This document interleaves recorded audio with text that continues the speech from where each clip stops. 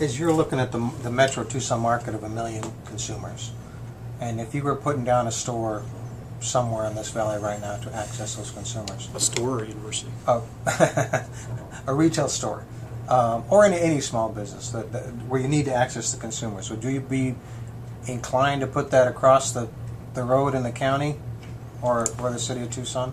Well, let me give you a real world example. Now I'm in the medical field, and we are busting at the seams where we're at. Currently, we are in the city of Tucson. My next location will be up in the Oro Valley, Marana, probably Marana area. 40 to 50% of the growth in the next decade in this region is going that direction. That's where a lot of the folks that work at Raytheon live, and a lot of the folks that actually work in the city of Tucson live too. So I see that as the future of our region, and that's probably the move I'm going to make next. And what's the main difference in Marana? Attitude? They're actually embracing the entrepreneurs like you talked about? I actually have a store in Marana. One of my haircut stores is over on Thornydale by the Costco Drive. Their sign ordinances are easier to go. Their roads are paved. There's a higher income demographic. Drive-by traffic is stronger. They're easy to work with in our development. Our build-out was pretty smooth. I've had many of those happen in Tucson as well, but just, I've got a limited amount of capital, and I'm going to spend it in certain places. And I'm going to spend it in places that have a better return and easier getting open and doing business in. It always comes down to ease of doing business. Small business are very important in Tucson, but there's also some real critical elements in Tucson. There's the university, which is huge, and of course Davis-Monthan Air Force and the military presence, which historically has been huge in our area. And that seems to be a place where we're falling down, and there hasn't been any expressive leadership out of City Hall on that. So the small business, which is my background, is critically important, but we don't survive on an island. And I think to your point, the military presence in this community. I have stores near the base, Broadway, Craycroft area, that live and die on that military person and their family coming in getting a haircut. It's been in our region since the 1920s, so it's very rooted. Many people have retired from their stints around the world back in Tucson because of our military presence. So the conversations we're having around the F-35, while Yuma built $750 million base, and while Luke Air Force Base just grabbed 4 squadrons and a major investment, we're debating and dilly-dallying, I think. The university could be such a major generator, and if you look at what Michael Crow's doing up in Phoenix and really incubating and moving businesses back and forth, not just lip service, but truly looking at his leaders in his business world saying, what do you need my university to help you with? And tooling his university towards that.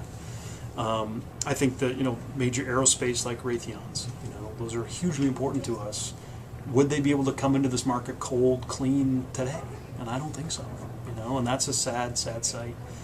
Many communities around this country are looking for that magic bullet. It's not going to be one thing. It's going to be a myriad of many things. But I don't see us ever at the table saying, what do we want to be when we grow up? We're good at saying no to everything that comes at us, but what do we say yes to? We don't want to mine. Okay, I get the environmental reason with that. But what do we want? What do we want to become? We've taken tourism for granted for a good decade. Our brand isn't there. That's being revitalized and getting better. We don't really have a vibrant entrepreneurial class. We export our youth and our talent because there's not an income opportunity for them to jump forward. I'm watching Mayor Rothschild's work on Mexico and inland port and logistics, and I see some hope there.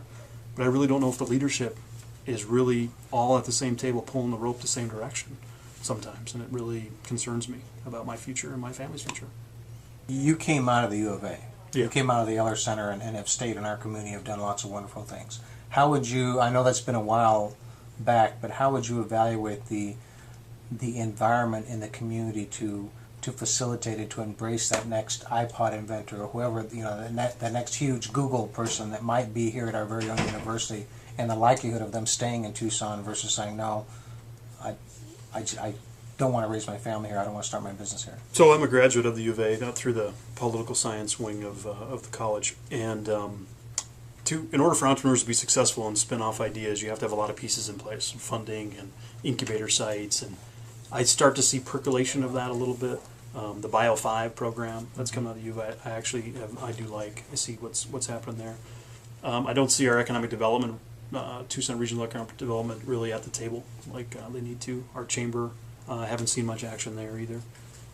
In order for a business to kind of launch, spring, and grow and become the next Montana Medical, many people have to be there as part of that process. And I don't know if the elected officials really understand the role of that, both at the county and the city level. A few here and there, but for the most part, So I'm nervous about that. I'm nervous about the leadership we have in place to understand the ramifications of not having that process running smoothly. Because what will happen is they're going to go elsewhere.